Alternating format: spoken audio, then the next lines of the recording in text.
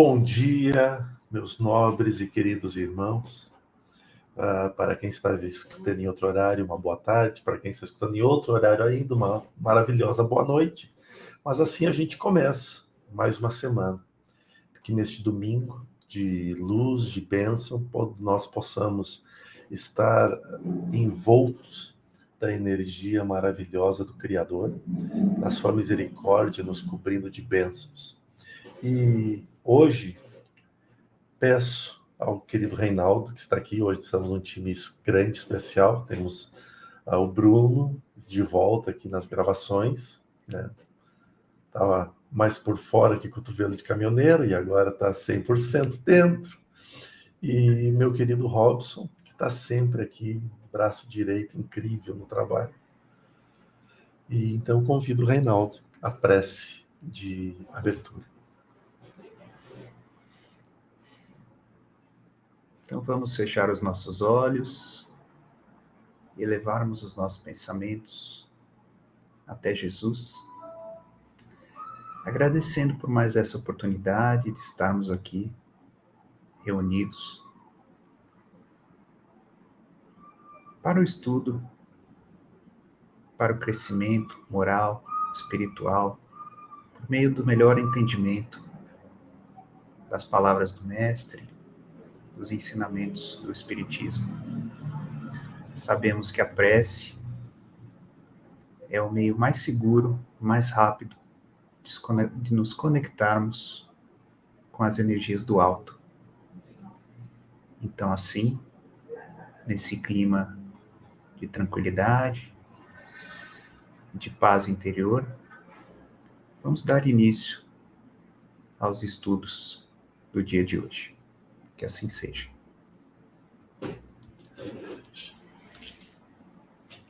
Muito bem. Então, localizando todos, inclusive dando boas-vindas ao Bruno, nós estamos estudando o capítulo 28 do Evangelho segundo o Espiritismo, que é a coletânea de preces espíritas. Tudo jóia, Bruno? Tudo Dá um oi pra galera. Eu estava por fora, mas eu já estou me antenando aqui já. É uma continuação do capítulo que você participou da gravação da outra vez, que você participou da gravação do 27. Esse é o 28, que é o logo a seguir. E nós já começamos o item número 1 no vídeo passado e chegamos até o fim do terceiro parágrafo, quarto parágrafo. E nesse item número 1, Kardec faz justamente um resumo do capítulo 27, antes de introduzir a coletânea de preces espíritas propriamente dita. Então ele fala o seguinte: uma condição essencial da prece, conforme nos diz o apóstolo Paulo, veja nessa obra o capítulo 27, é a de ser inteligível, bem compreendida, a fim de que possa ser sentida com a alma. Precisa ser dita?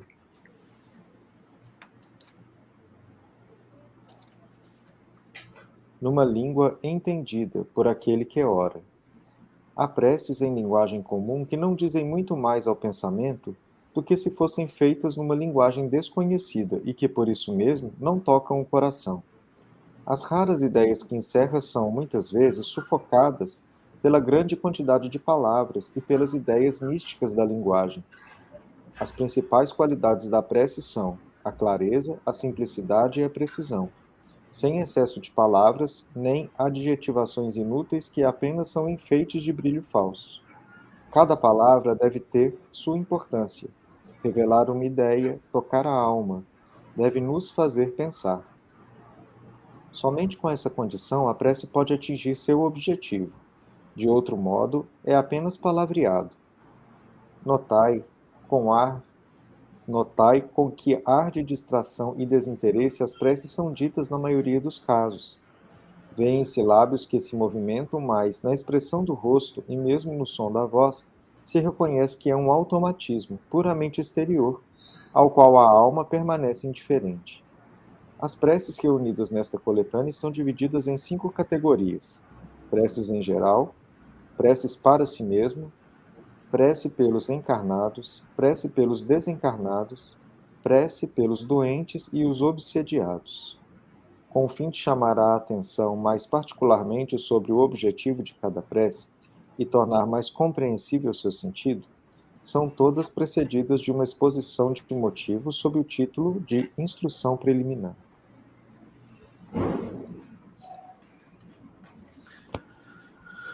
Reforçando bastante o que a gente abordou na semana passada, o nosso objetivo com o capítulo 28 é criar e trazer aqui a coletânea, toda a coletânea de preces contidas no livro Evangelho segundo o Espiritismo.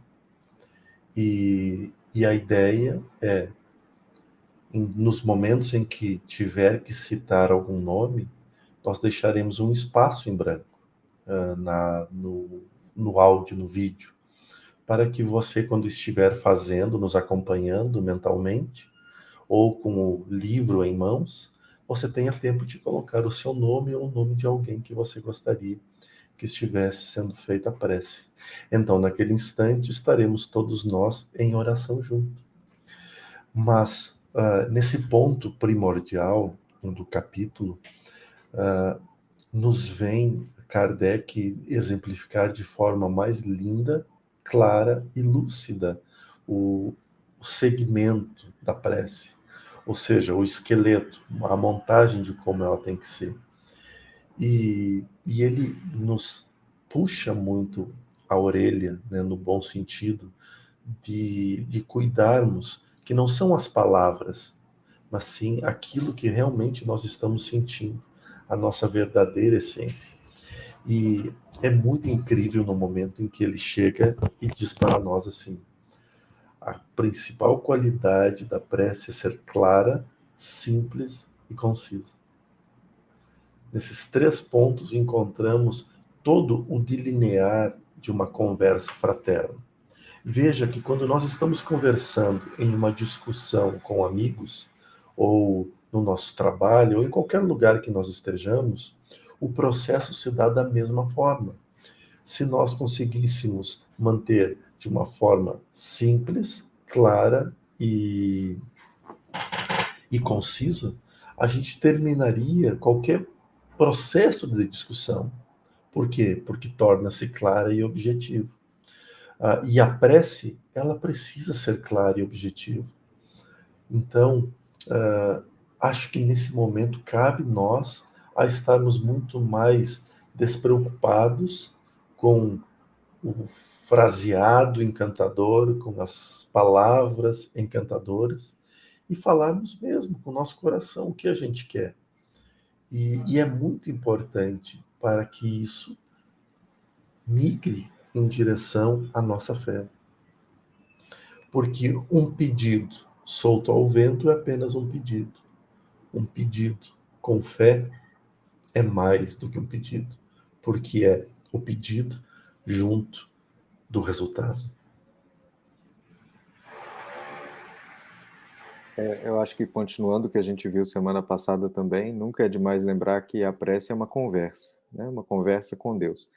E eu acho que boa parte dessa energia de conseguir falar com sentimento tem uma crença muito intensa de que do outro lado do telefone tem alguém escutando, né? Então, por exemplo, se você está com alguém no telefone e você imagina que a outra pessoa está assim, né, com o aparelho, fazendo outra coisa, você nem vai caprichar na tua fala, porque a pessoa não está me escutando, né? Porque eu estou falando com quem? Então, se você está conversando com Deus, mas no fundo você imagina assim: Deus nem está me dando bola nada. Esse negócio é só, né, porque os padres falam ou porque alguém fala, né? Eu não acredito que Deus está escutando cada um de nós. Então, a minha prece não vai ter essa energia de ter alguém escutando. Porque é como se eu estivesse falando num telefone que não tem ninguém do outro lado, né? Então, quando eu consigo falar de uma forma que eu tenho essa interioridade de que, tem um Deus me escutando e esse Deus realmente vai ter uma opinião ou ter uma resposta para mim, né? A minha força de lidar com isso vai ser muito pura, porque aí eu estou realmente me comunicando, né?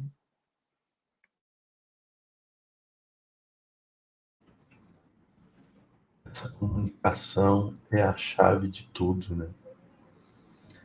E a gente gostaria de falar alguma coisa, Reinaldo?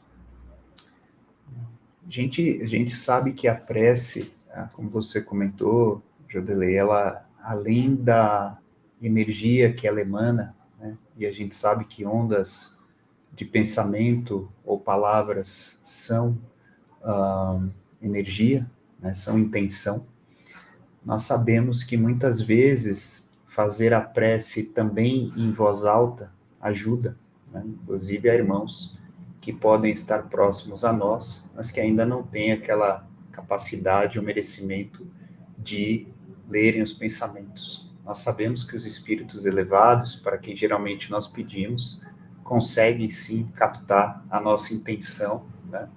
E as palavras para eles são complementos. Mas Jesus diz que nós precisamos pedir, né? Aprender a pedir e aprender a rezar mais. E os próprios mentores comentam isso conosco também, né? Precisamos praticar essa humildade de pedir e rezar mais, né? E, quem sabe, ajudar um irmão próximo também, que às vezes esteja precisando daquela prece. Boa. Bruno, quer colocação, Bruno? Sim, é muito curioso, porque esse trecho que tu leu hoje, Robson, eu li ele ontem. E foi num momento, assim, muito interessante, porque às vezes a gente não sabe o que pedir, a gente não sabe o que falar, a gente não sabe se o que a gente está pedindo é a forma certa ou é a forma errada, ou se está sendo escutado ou não. E, assim, colaborando um pouco com o que vocês já falaram também, eu vejo que a prece, ela realmente ela tem que ser muito simples, muito simples. Tem que ser de coração. E às vezes você não vai saber o que falar. Às vezes você não vai saber o que dizer. Às vezes você simplesmente tem que se calar. Se calar para que a prece ocorra. Se calar para que o teu coração faça a prece. Para que o teu inconsciente faça a prece. Porque às vezes, eu falo por mim, e talvez seja por quem está escutando também passe por isso. Às vezes a gente não tem o que falar. A gente quer rezar, a gente quer orar, mas a gente não sabe o que falar. Não sabe o que dizer.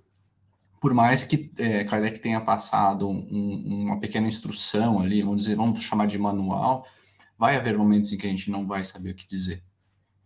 Mas eu vejo que o ponto de você, pelo menos, se colocar ali, mesmo que esteja em silêncio, se permitir que o teu coração fale, ou apenas, olha, Senhor, estou aqui, preciso de ajuda. E deixar que a tua energia, que a tua intenção e que a tua fé fale, no lugar das palavras que saem pela boca, talvez seja um ponto que vale a pena a gente pensar e explorar e sentir, né?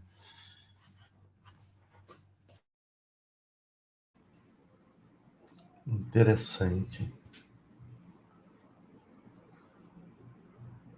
Eu sempre achei que eu fosse uma pessoa de fé.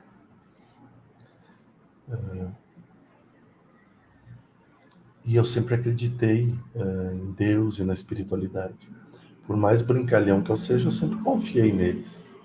Até porque nesses anos todos, eles sempre se demonstraram muito sábios, muito amorosos em estar ao meu lado.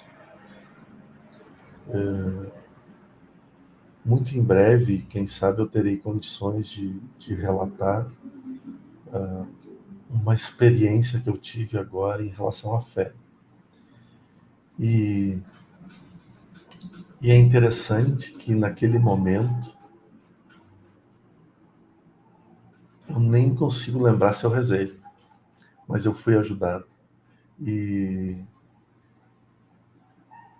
isso era só para dizer o quanto nós somos assistidos. Então, o que a gente precisa entender é que se eu fizesse uma pergunta para vocês todos agora, vocês acreditam em Deus? A resposta maior talvez se fosse sim. E aí eu faria uma outra pergunta. Vocês confiam em Deus?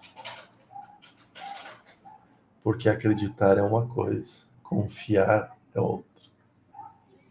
E se nós confiamos em Deus, então nós precisamos aceitar aquilo que estamos vivendo. Porque nós confiamos que Deus sabe o melhor caminho para nós. E aceitar, nesse caso, não é ficar parado esperando as próximas ações do Criador, mas é continuar fazendo o que a gente está fazendo, porém confiando que Deus, eu confio em Ti, Pai. Eu sei que tudo isso agora é duro, eu não consigo entender, eu não consigo compreender, mas eu confio em Ti, sei que este é o melhor caminho para mim agora. Quando nós conseguirmos chegar nisso, então a gente estará mais perto da fé e da realização através da prece.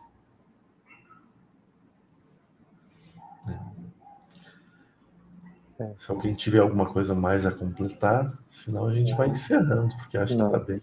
Está 15 minutos, mas eu queria falar mais uma coisa, que eu acho que essa questão, né, tanto da confiança como ele falou muito energia de sentimentos, você tem que sentir o que você quer comunicar a Deus, né?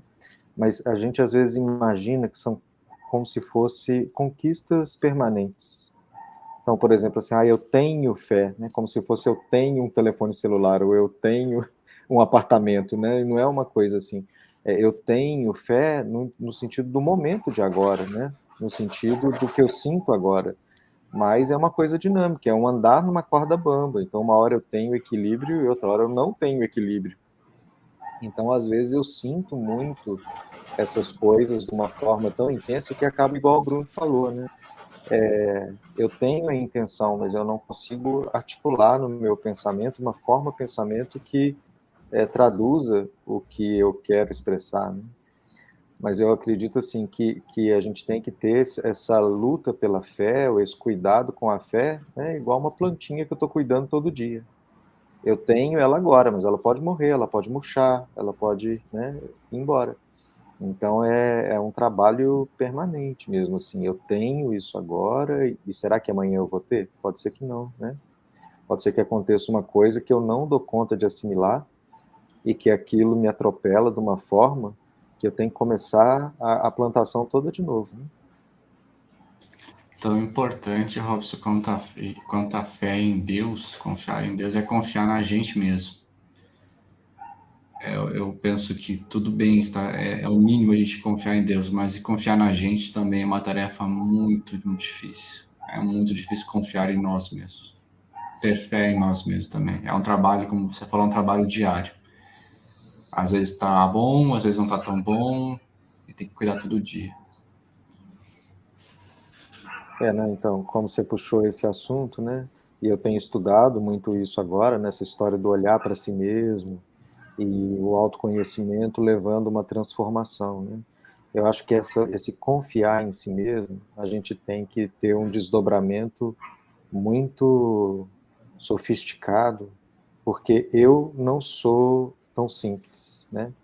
Então vamos pensar até na psicologia mais terrena mesmo, a psicologia, vamos dizer, comportamental. Eu tenho o nível consciente, tenho o nível subconsciente, e para quem acredita em espírito, um nível mais profundo que é o espírito, né? Em qual desses eus que eu estou confiando, sabe? Então, se a gente, por exemplo, pensa em outra teoria, na teoria da psicanálise, às vezes o eu que eu estou confiando é meu ego. E o meu ego, ele é formado a partir da experiência material, então ele é materialista, né? É aquele eu que fala assim, eu nasci em Curitiba, né, de uma família assim, e eu tenho um apartamento, e eu tenho um diploma, e eu tenho uma esposa, né? Quer dizer, é uma coisa que a minha característica de eu é dada pelo em volta. Não é um eu sou nervoso, eu sou bravo, sabe? É um eu que é dado pela circunstância material em volta. Então, em qual eu que eu estou confiando, sabe? E aí isso tem hora que a gente confunde, porque é muito tênue a separação de um eu para o outro. Será que eu estou confiando no meu eu essência, que realmente está me levando para uma expansão, ou eu estou confiando no meu eu ego, que quer coisas rapidamente, sabe? Então, essa confiança em si mesmo tem esse desdobramento.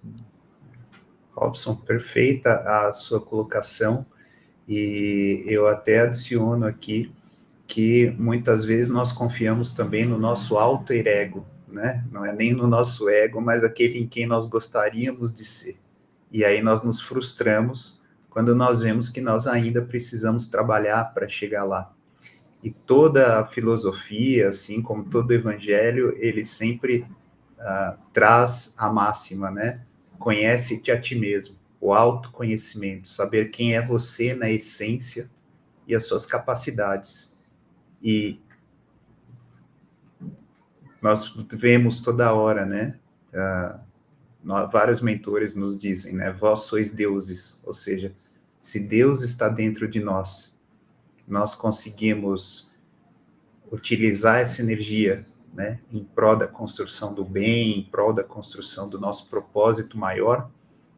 Nós precisamos conhecer como acionar de fato essa energia e trazer para fora o nosso verdadeiro eu, né, a nossa essência, e não aquilo que o mundo material nos define, né, como você bem deu algum exemplo aí, que é o caso do ego. Então, eu não posso deixar escapulir a oportunidade, né? Porque o Bruno já complicou e você complicou mais ainda.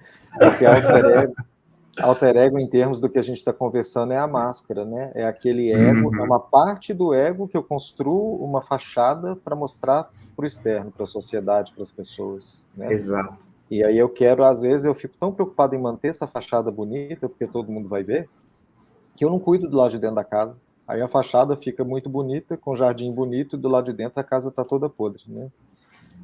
E aí, além desse alter ego, ainda tem o superego, né? Que é uma teoria do Freud, que é aquela coisa de um arcabouço cultural que me fala o que é certo e errado, né? Que é um outro pedaço do ego que eu fico tentando obedecer também, né? Então, assim, qual desses egos que eu estou satisfazendo, ou qual deles que está se comunicando com Deus, né? Ou qual deles, no que o Bruno falou, que eu estou confiando, né? Mas essa complicada foi muito boa e muito produtiva.